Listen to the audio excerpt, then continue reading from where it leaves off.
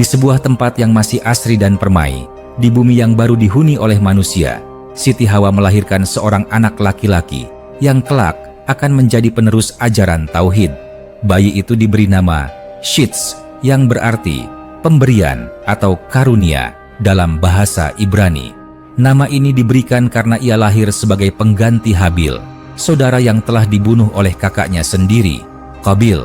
Kehadirannya membawa harapan baru bagi Adam dan Hawa, seakan Allah Subhanahu wa Ta'ala menghibur mereka setelah kehilangan putra yang saleh. Sejak kecil, Shits tumbuh dalam asuhan penuh kasih sayang dari Nabi Adam. Ayahnya mengajarkan tentang keesaan Allah Subhanahu wa Ta'ala, cara beribadah, serta bagaimana hidup sebagai manusia yang berakhlak mulia. Berbeda dengan Qabil yang telah meninggalkan jalan yang benar, Shits menunjukkan sifat yang lembut, bijaksana, dan selalu ingin belajar. Ia tidak hanya memahami ajaran ayahnya, tetapi juga berusaha mengamalkannya dengan sebaik-baiknya. Ketika Nabi Adam semakin menua dan merasakan bahwa waktunya di dunia tidak lama lagi, ia memanggil Shits secara khusus. Dengan suara lembut namun penuh kewibawaan, Adam berkata kepadanya, "Wahai anakku, setelah aku tiada, engkaulah yang akan meneruskan risalah ini. Ajarkan manusia agar tetap berada di jalan yang benar. Jangan biarkan mereka tersesat dalam tipu daya setan." Shits mendengarkan dengan penuh perhatian. Ia menerima amanah itu dengan hati yang teguh, meski ia tahu bahwa tugas ini tidaklah ringan. Tak lama setelah pesan itu disampaikan, Nabi Adam pun wafat. Kesedihan menyelimuti keluarga dan pengikutnya, tetapi Shits tahu bahwa ia harus bangkit dan menjalankan tanggung jawabnya. Allah Subhanahu wa Ta'ala pun mengangkatnya sebagai nabi, dan menurut beberapa riwayat, ia menerima 50 suhuf atau lembaran wahyu yang berisi petunjuk bagi umat manusia. Sebagai seorang nabi, Shits berusaha keras menjaga keturunan Adam agar tetap berada di jalan yang lurus. Ia mengajarkan mereka cara hidup yang baik, mengembangkan keterampilan seperti menenun kain, membuat alat-alat sederhana, dan bercocok tanam. Namun, tidak semua manusia mengikuti jalannya. Keturunan Qabil yang telah menyimpang dari ajaran Adam mulai membentuk kehidupan sendiri, hidup di pegunungan, dan larut dalam kesesatan. Mereka mulai melakukan kemaksiatan dan melupakan Allah Subhanahu wa Ta'ala.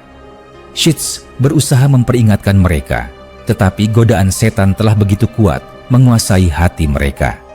Ia pun tetap teguh membimbing umatnya sendiri, menjaga mereka dari pengaruh buruk, dan memastikan bahwa cahaya tauhid tetap menyala di muka bumi. Hingga akhir hayatnya, Nabi Shits tetap setia pada amanah yang diberikan ayahnya. Ia wafat dalam keadaan tetap beriman dan meninggalkan generasi yang tetap menjaga ajaran tauhid. Namanya pun dikenang sebagai sang penerus cahaya keimanan yang menjaga umat manusia agar tetap di jalan yang benar setelah kepergian Nabi Adam.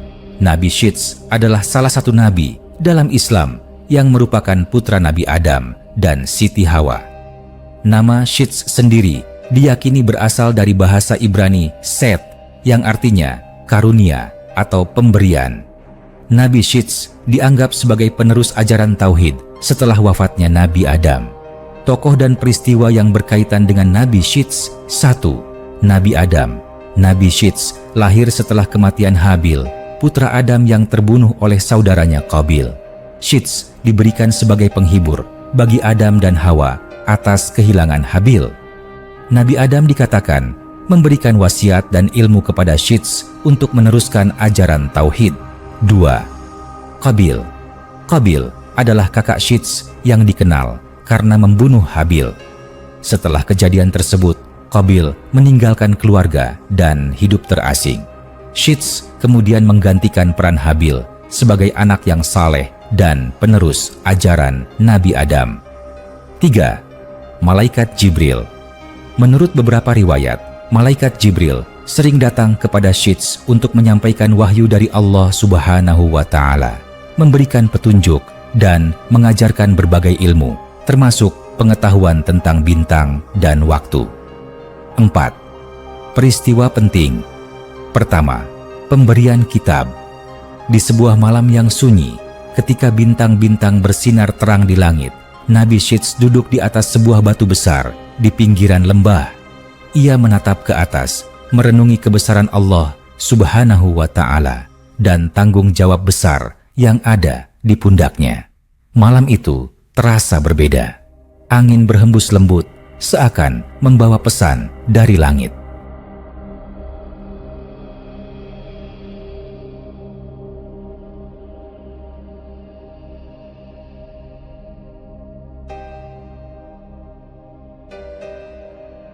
Tiba-tiba, cahaya terang menyinari tempatnya duduk. Udara menjadi hangat dan suara yang lembut namun penuh wibawa terdengar memenuhi seluruh penjuru lembah.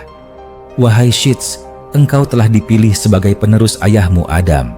Maka, ketahuilah, ini adalah amanah yang harus kau emban dengan penuh kesabaran dan kebijaksanaan. Suara itu bergema dengan penuh keagungan. Nabi Syits menundukkan kepalanya dengan penuh rasa syukur dan rendah hati. Ia tidak pernah merasa lebih tinggi dari manusia lain, meskipun ia dipilih sebagai seorang nabi. Ia menyadari bahwa ini bukan kehormatan semata, tetapi juga tanggung jawab yang sangat besar. Tiba-tiba, dari cahaya itu, turunlah lembaran-lembaran wahyu yang bercahaya, melayang perlahan menuju tangannya.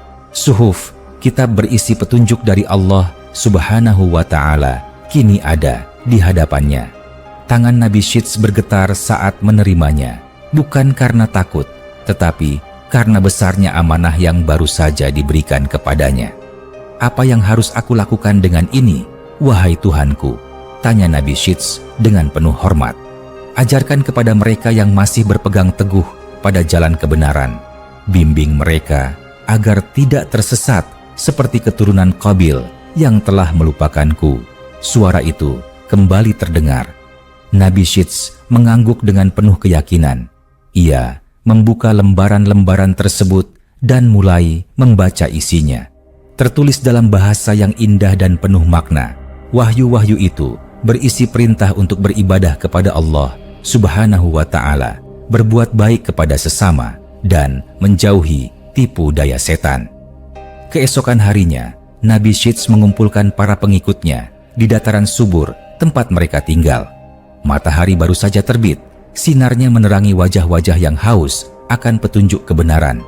Dengan lembaran wahyu di tangannya, Nabi Syits berdiri di hadapan mereka dan berkata, "Wahai kaumku, Allah Subhanahu wa Ta'ala telah memberikan kita petunjuk agar kita tetap berada di jalan yang benar.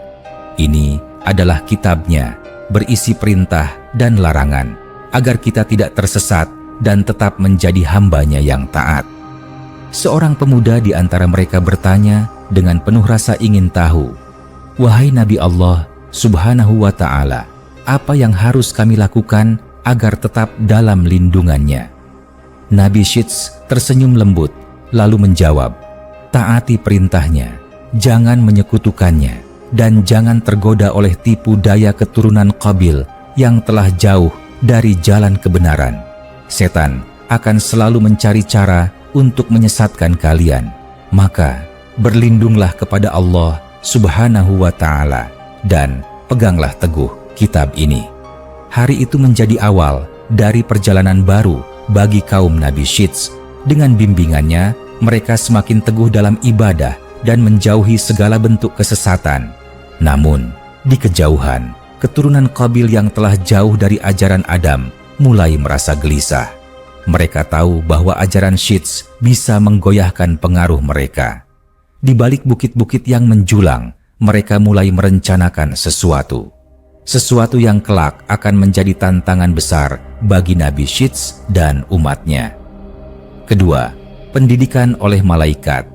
Di sebuah pagi yang tenang, di antara pepohonan yang rimbun dan angin yang berhembus lembut, Syits duduk sendirian di atas batu besar, merenungi kebesaran Allah Subhanahu wa Ta'ala.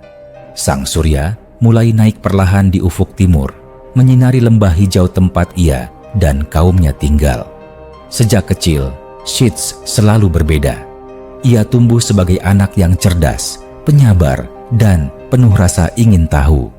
Ayahnya, Nabi Adam, selalu mengajarkannya tentang kebesaran Allah Subhanahu wa Ta'ala dan pentingnya menjaga iman. Namun, ada saat-saat di mana Sheets merasa bahwa masih banyak hal yang belum ia pahami. Suatu malam, saat seluruh kaum sedang tertidur, Sheets terjaga oleh cahaya yang sangat terang. Ia membuka matanya perlahan dan melihat sesosok makhluk bersinar berdiri di hadapannya. Sosok itu begitu indah dan menenangkan, memancarkan cahaya yang tidak menyilaukan, tetapi memberikan kehangatan di dalam hati. "Wahai Sheets, jangan takut." Suara itu bergema lembut, namun penuh wibawa. Sheets, meskipun terkejut, tidak merasakan ketakutan. Ia tahu bahwa yang berdiri di hadapannya bukanlah makhluk biasa. Dengan penuh hormat, ia bertanya, "Siapakah engkau, wahai makhluk Allah Subhanahu wa Ta'ala yang bercahaya?" Sosok itu tersenyum dan berkata, "Aku adalah salah satu malaikat Allah Subhanahu wa Ta'ala. Aku diutus untuk mengajarkanmu ilmu yang belum kau ketahui. Allah Subhanahu wa Ta'ala telah memilihmu untuk meneruskan ajaran ayahmu, maka kau harus memahami segala hal yang diperlukan untuk menjadi pemimpin yang bijaksana." Sheets menundukkan kepala, menyadari bahwa Allah Subhanahu wa Ta'ala sedang memberinya amanah yang lebih besar. Ia pun menjawab, "Aku siap menerima ajaran yang Allah Subhanahu wa Ta'ala titipkan kepadaku." Malaikat itu kemudian duduk di hadapan Sheets, dan malam itu menjadi awal dari pendidikan ilahi yang diterimanya langsung dari makhluk-makhluk langit.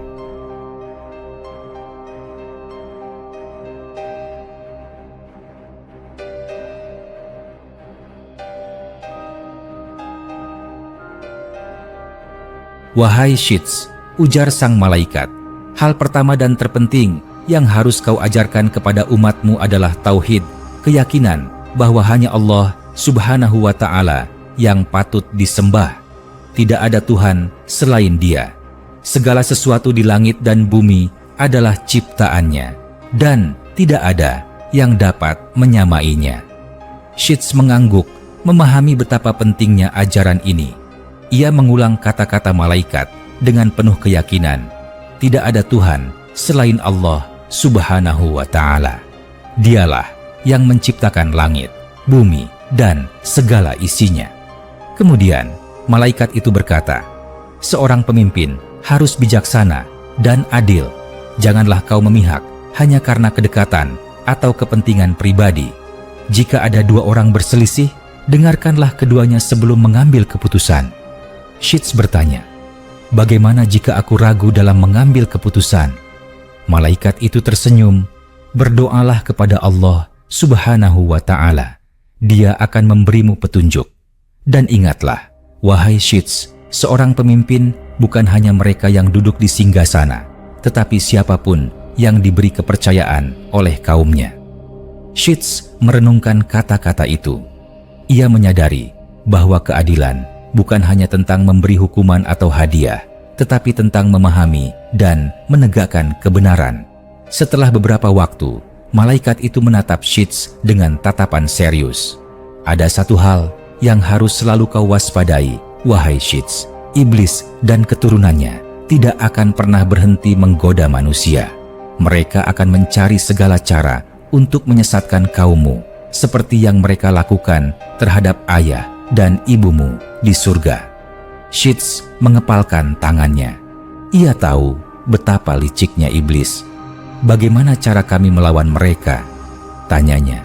Malaikat itu menjawab, "Berpeganglah pada wahyu Allah Subhanahu wa Ta'ala.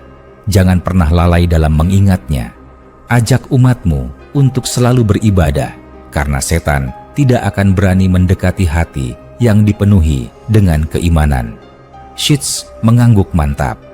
Ia berjanji dalam hatinya bahwa ia tidak akan membiarkan umatnya jatuh dalam tipu daya musuh yang nyata itu. Sepanjang malam itu, Sheets terus belajar dari malaikat, memahami berbagai ilmu tentang kehidupan, ibadah, dan cara menjaga umat dari kehancuran. Setiap kata yang ia dengar semakin meneguhkan hatinya. Saat fajar mulai menyingsing, cahaya yang menyelimuti malaikat mulai meredup. Sebelum menghilang, malaikat itu berkata, "Wahai Syits, kini engkau telah menerima ilmu yang kau butuhkan. Gunakanlah dengan bijaksana. Allah Subhanahu wa Ta'ala selalu bersamamu." Syits menundukkan kepala. "Terima kasih, wahai utusan Allah Subhanahu wa Ta'ala. Aku akan menjaga amanah ini dengan sebaik-baiknya." Ketika cahaya terakhir menghilang, Syits merasa hatinya lebih ringan, lebih mantap. Ia tahu bahwa perjalanan ke depan tidak akan mudah, tetapi dengan ilmu yang telah diajarkan kepadanya, ia siap untuk menghadapi segala tantangan. Maka, sejak hari itu, Nabi Syits menjadi seorang pemimpin yang lebih bijaksana. Ia mengajarkan kaumnya tentang tauhid, keadilan, dan bahaya godaan setan. Dengan wahyu Allah Subhanahu wa Ta'ala di tangannya dan ilmu dari malaikat di hatinya, ia menuntun manusia ke jalan yang benar. Namun, di kejauhan, kaum keturunan Qabil mulai memperhatikan gerak-geriknya. Mereka tidak suka dengan ajaran yang dibawa oleh Nabi Syits. Mereka pun mulai menyusun rencana. Ketiga, pembangunan kota. Di bawah langit yang biru dan matahari yang bersinar terang, Nabi Syits berdiri di atas bukit, menatap lembah luas yang membentang di hadapannya. Hamparan tanah subur itu adalah tempat tinggal kaumnya, kaum yang masih setia pada ajaran tauhid yang diwariskan oleh Nabi Adam. Namun, seiring berjalannya waktu, jumlah mereka semakin bertambah. Mereka tak lagi cukup hanya tinggal di tenda-tenda sederhana atau gubuk kayu di pinggir sungai. Malam itu, Nabi Syits berdoa, meminta petunjuk kepada Allah Subhanahu wa Ta'ala. Dengan penuh ketundukan, ia berkata, "Ya Allah Subhanahu wa Ta'ala, Engkau telah memberikan kami tanah yang luas dan subur. Berilah kami petunjuk agar kami bisa hidup lebih teratur dan sejahtera." Dalam tidurnya, Nabi Syits mendapatkan sebuah ilham. Ia melihat sebuah kota yang tertata rapi dengan rumah-rumah yang kuat, jalanan yang lebar, serta tempat-tempat ibadah yang berdiri kokoh. Keesokan paginya, dengan penuh semangat, ia mengumpulkan kaumnya di tanah lapang. "Wahai kaumku," seru Nabi Syits, suaranya menggema di antara orang-orang yang berkumpul. "Allah Subhanahu wa Ta'ala telah memberi kita tempat yang luas, namun kita belum mengelolanya dengan baik. Aku mendapat petunjuk bahwa kita harus membangun sebuah kota, tempat di mana kita bisa hidup lebih teratur dan beribadah dengan lebih baik." Seorang pemuda maju ke depan. "Bagaimana kita bisa membangun kota, wahai Nabi Allah Subhanahu wa Ta'ala? Kita hanya tahu cara membuat rumah-rumah sederhana dari kayu dan batu."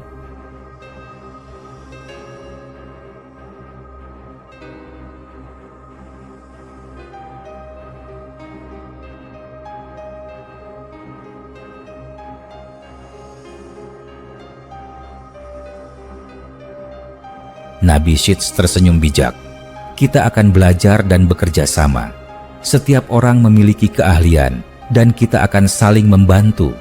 Ada yang akan mengumpulkan batu, ada yang akan menebang kayu, ada yang akan menggali sumur, dan ada yang akan membangun tempat ibadah. Jika kita bersatu, kita bisa mewujudkan ini." Kaum Nabi Syits pun setuju. Mereka mulai bekerja keras, membentuk kelompok-kelompok sesuai dengan keahlian masing-masing. Hari demi hari, kota yang mereka bangun mulai mengambil bentuk.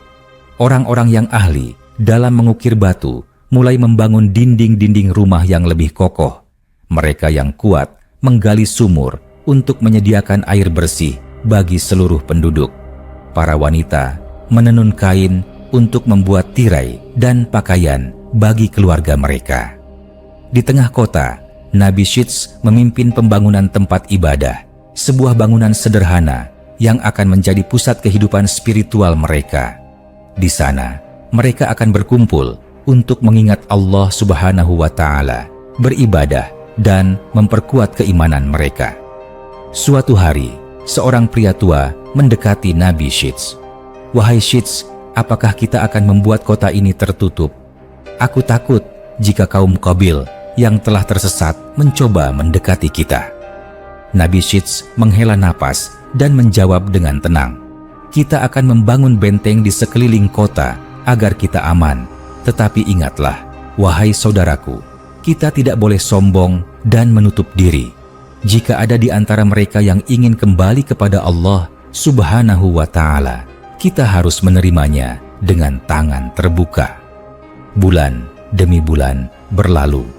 Kota yang mereka bangun kini menjadi pusat kehidupan yang makmur. Ladang-ladang mereka tumbuh subur, perdagangan mulai berkembang, dan ilmu pengetahuan pun bertambah. Pada suatu sore, seorang anak kecil menarik jubah Nabi Syits.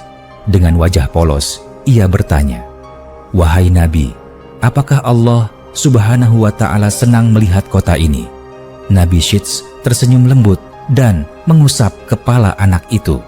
"Ya, selama kita tetap beribadah kepadanya, berlaku adil, dan tidak terjerumus dalam kesesatan, Allah Subhanahu wa Ta'ala akan selalu memberkahi tempat ini."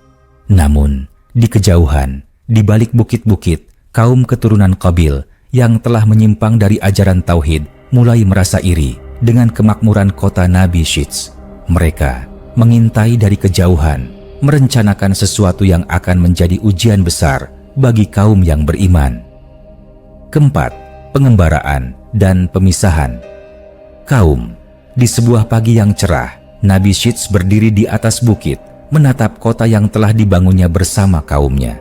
Kota itu telah menjadi tempat yang makmur dan penuh keberkahan.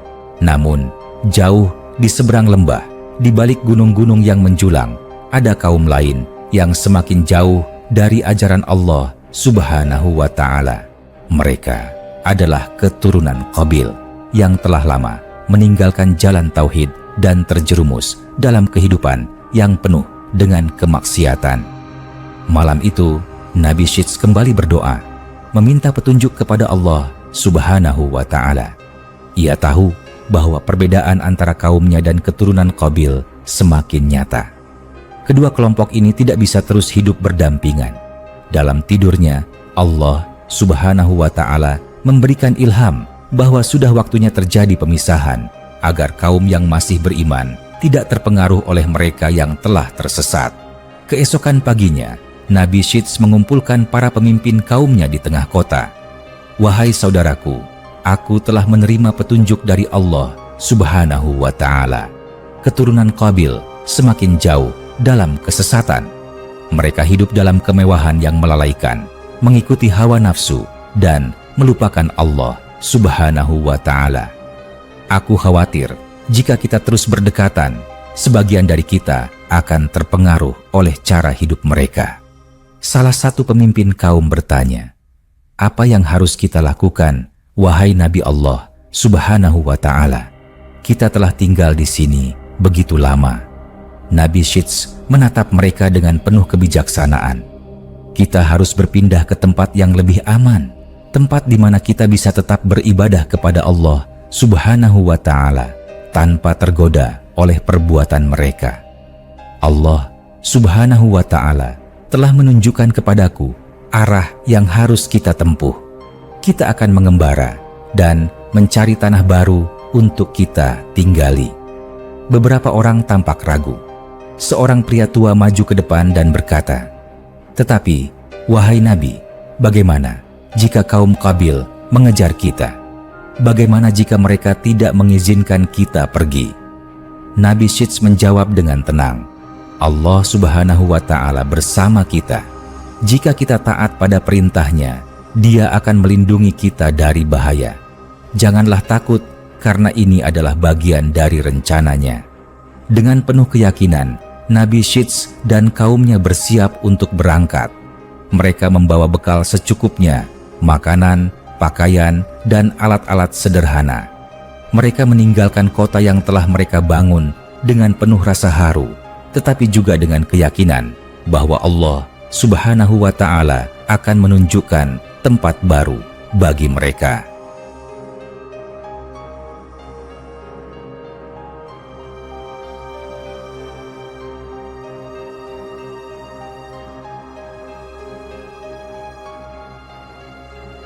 Mereka berjalan melintasi lembah, mendaki gunung, dan melewati sungai. Perjalanan itu tidak mudah. Beberapa dari mereka kelelahan, tetapi Nabi Syits selalu memberi semangat. Bersabarlah, wahai kaumku. Setiap langkah yang kita ambil adalah dalam ketaatan kepada Allah Subhanahu wa Ta'ala. Dia tidak akan meninggalkan kita. Di tengah perjalanan, seorang pemuda bertanya, "Wahai Nabi, apakah kita tidak bisa mengajak kaum Qabil kembali ke jalan yang benar?" Nabi Syits menghela napas. "Aku telah mencoba. Aku telah menyeru mereka berkali-kali, tetapi mereka menolak. Mereka lebih memilih dunia daripada akhirat.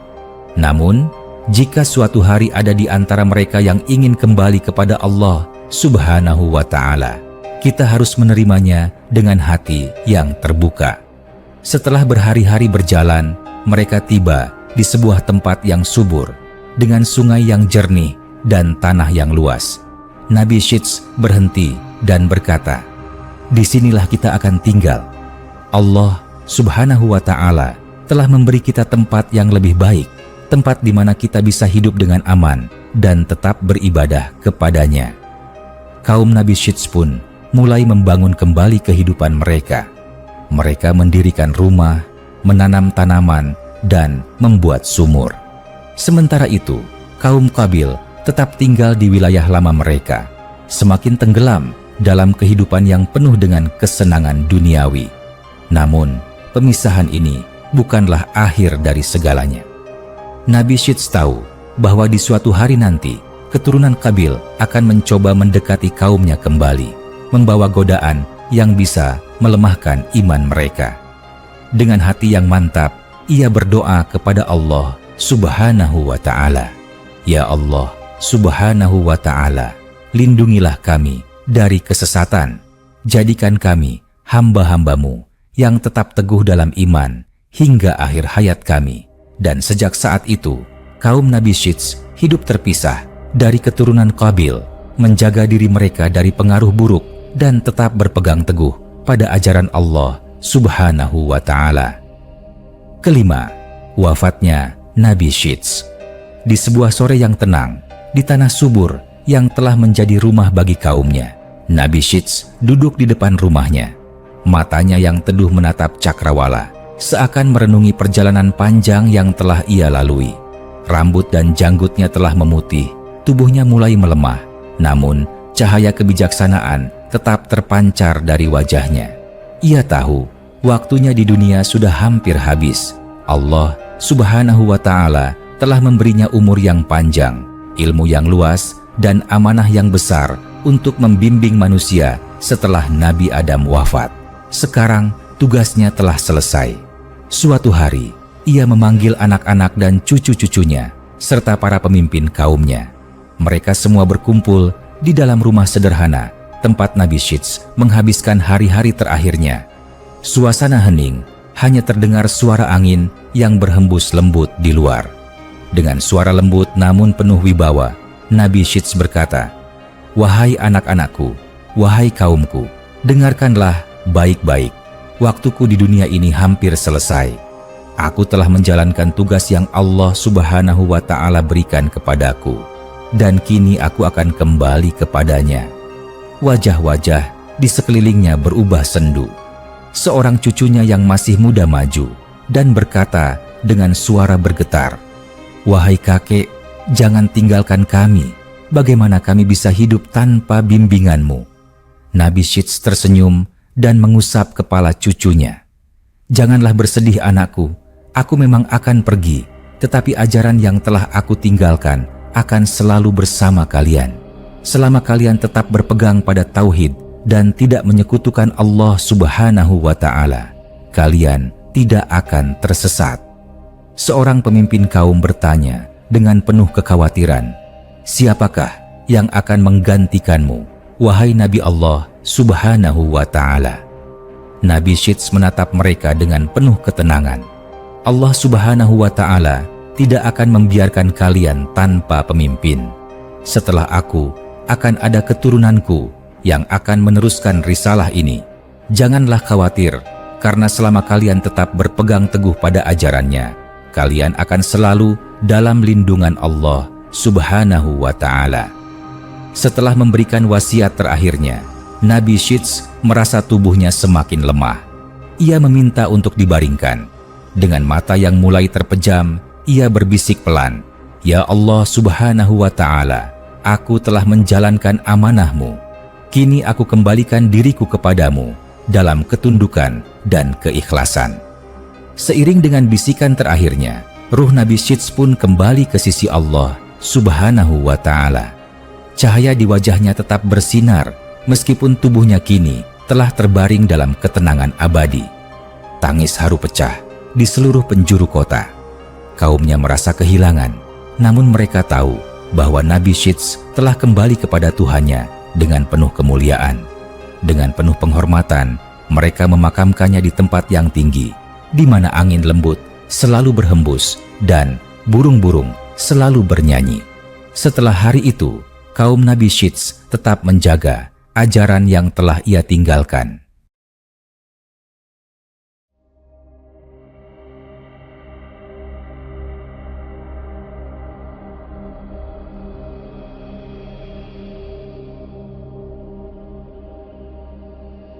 Mereka meneruskan tradisi kebaikan, keadilan, dan ketakwaan seperti yang diajarkan oleh leluhur mereka sejak zaman Nabi Adam.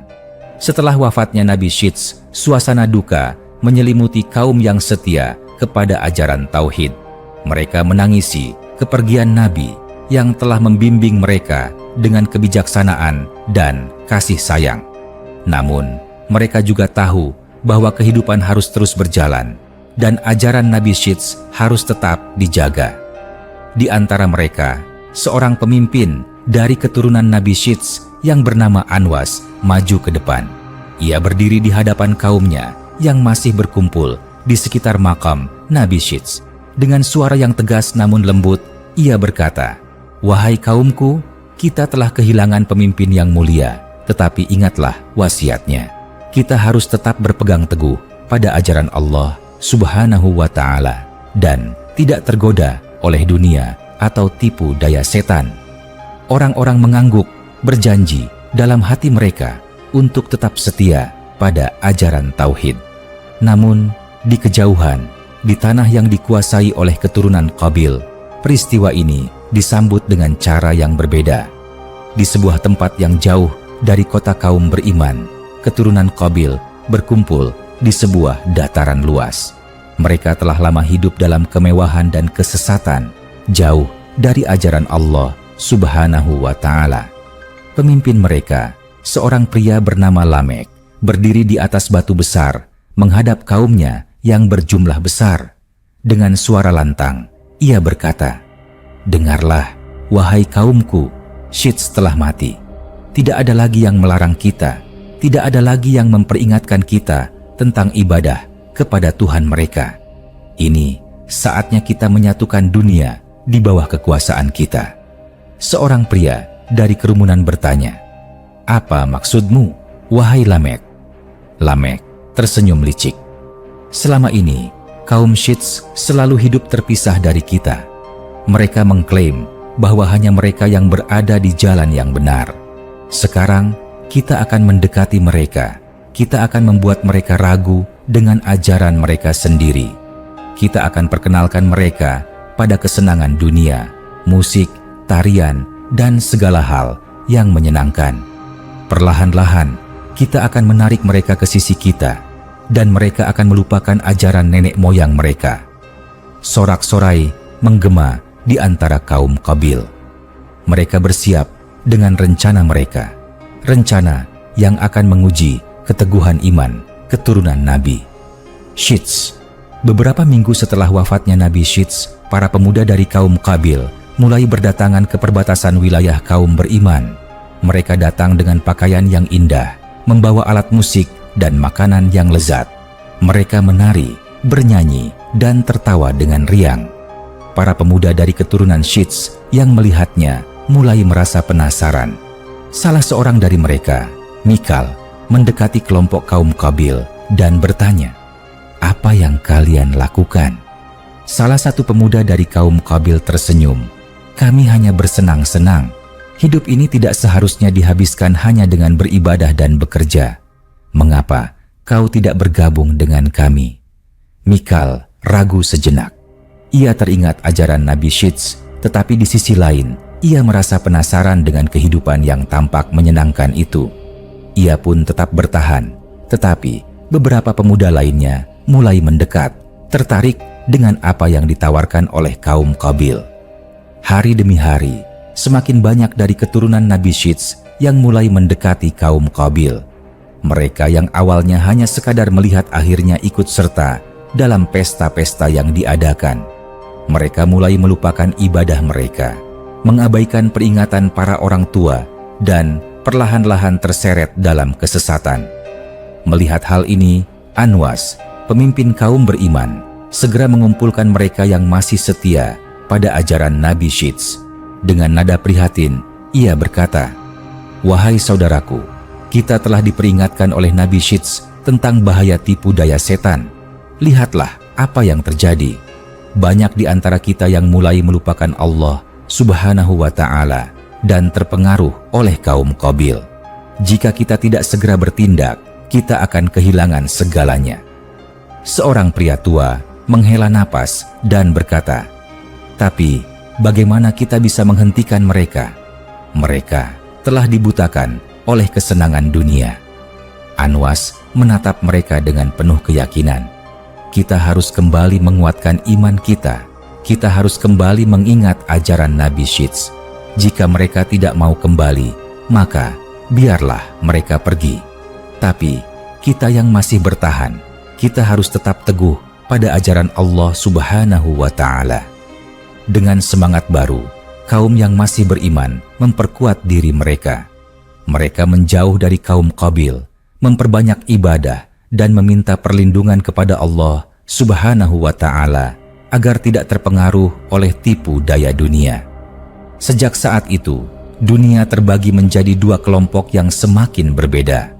Kaum keturunan Syits yang masih beriman tetap bertahan di jalan tauhid meskipun jumlah mereka semakin berkurang.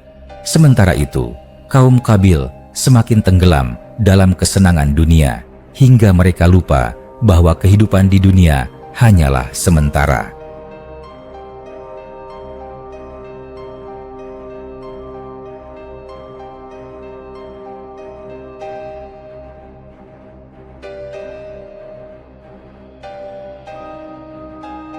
Namun Allah Subhanahu wa Ta'ala tidak pernah membiarkan umatnya tanpa petunjuk.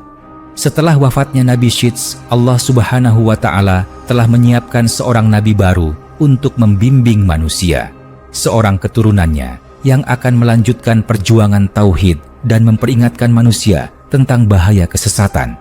Siapakah dia? Itulah yang akan menjadi babak baru dalam sejarah umat manusia. Namun, jauh di tempat lain, keturunan Qabil yang telah lama hidup dalam kesesatan mulai menyusun rencana. Tanpa kehadiran Nabi Syits, mereka melihat kesempatan untuk menggoda dan menyesatkan kaum yang masih beriman. Nabi Syits dianggap sebagai sosok penting dalam menjaga kemurnian ajaran tauhid sebelum datangnya nabi-nabi berikutnya. Meskipun kisahnya tidak banyak disebutkan dalam Al-Quran, literatur Islam menyebutkan peran pentingnya dalam sejarah manusia. Di sepanjang sejarah kehidupan manusia, para nabi diutus oleh Allah Subhanahu wa Ta'ala untuk menjadi pembimbing dan pemberi peringatan. Nabi Syits sebagai penerus Nabi Adam adalah sosok yang membawa ajaran tauhid dan mengajarkan umat manusia tentang keimanan, kebijaksanaan, dan keteguhan dalam menghadapi ujian dunia.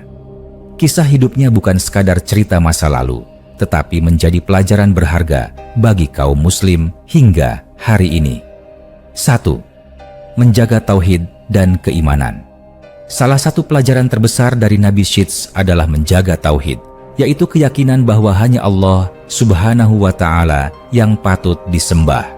Setelah wafatnya Nabi Adam, dunia mulai terbagi menjadi dua kelompok, kaum yang tetap beriman dan kaum yang mulai melupakan Allah Subhanahu wa Ta'ala. Nabi Syits mengajarkan bahwa godaan dunia dapat membuat manusia tersesat jika tidak memiliki iman yang kuat. Bagi kaum muslim, kisah ini menjadi pengingat bahwa keimanan harus selalu dijaga, meskipun dunia penuh dengan godaan dan ujian. 2. Pentingnya ilmu dan kebijaksanaan. Nabi Syits tidak hanya dikenal karena keimanannya, tetapi juga karena kebijaksanaannya dalam memimpin umatnya. Ia menerima wahyu dari Allah Subhanahu wa Ta'ala dalam bentuk suhuf, lembaran-lembaran wahyu, dan menerapkannya dalam kehidupan. Pelajaran ini mengajarkan bahwa ilmu adalah cahaya yang membimbing manusia menuju kebaikan. Dalam Islam, mencari ilmu adalah kewajiban, karena tanpa ilmu, seseorang mudah tersesat. Sebagaimana Rasulullah bersabda, barang siapa menempuh jalan untuk mencari ilmu, Allah Subhanahu wa Ta'ala akan mudahkan baginya jalan menuju surga. Hadits riwayat Muslim. 3. Menjaga diri dari pengaruh buruk. Ketika kaum keturunan Qabil mulai hidup dalam kesesatan, mereka berusaha menarik pengikut Nabi Syits dengan cara menawarkan kesenangan duniawi. Beberapa orang dari keturunan Syits pun tergoda dan mulai mengikuti cara hidup mereka. Hal ini menunjukkan bahwa manusia selalu diuji dengan pilihan, tetap teguh dalam iman atau terjerumus dalam kemaksiatan. Bagi kaum muslim, ini menjadi pelajaran penting untuk menjauhi lingkungan dan pergaulan yang dapat merusak iman. Allah Subhanahu wa Ta'ala telah memberi petunjuk dalam Al-Quran, dan bersabarlah kamu bersama orang-orang yang menyeru Tuhannya di pagi dan petang hari dengan mengharap keridhaannya, dan janganlah kedua matamu berpaling dari mereka karena menginginkan perhiasan kehidupan dunia. Quran Surat Al-Kahfi ayat 28. 4. Kesabaran dan ketaatan dalam menghadapi ujian.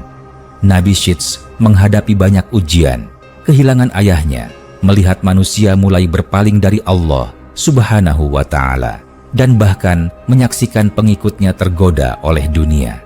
Namun, ia tetap sabar dan berpegang teguh pada perintah Allah Subhanahu wa Ta'ala.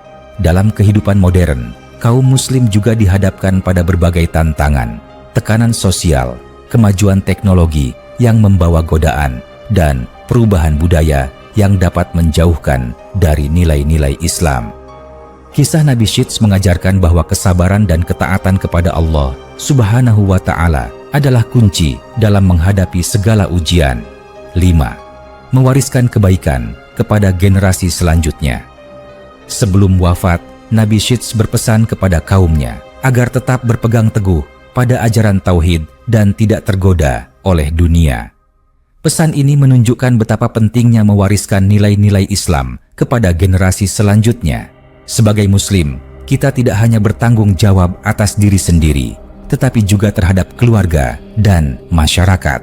Rasulullah bersabda, "Setiap kalian adalah pemimpin, dan setiap pemimpin akan dimintai pertanggungjawaban atas yang dipimpinnya." Hadits riwayat Bukhari dan Muslim. Maka, tugas kaum muslim hari ini adalah menanamkan nilai-nilai Islam kepada anak-anak dan generasi muda, agar mereka tidak mudah terbawa arus zaman yang menjauhkan dari agama. Kisah Nabi Syits bukan hanya sejarah yang diceritakan, tetapi cermin bagi umat Islam dalam menjalani kehidupan. Dari beliau, kita belajar tentang tauhid, ilmu, kebijaksanaan, kesabaran, serta pentingnya menjaga iman dan mewariskan kebaikan.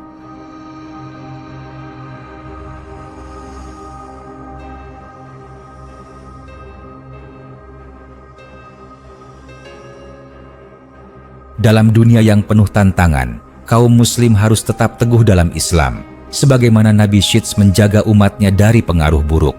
Jalan menuju Allah Subhanahu wa Ta'ala memang penuh ujian, tetapi dengan iman dan ilmu, kita dapat tetap berada di jalan yang benar hingga akhir hayat. Semoga kita semua bisa mengambil pelajaran dari kisah Nabi Syits dan menerapkannya dalam kehidupan sehari-hari.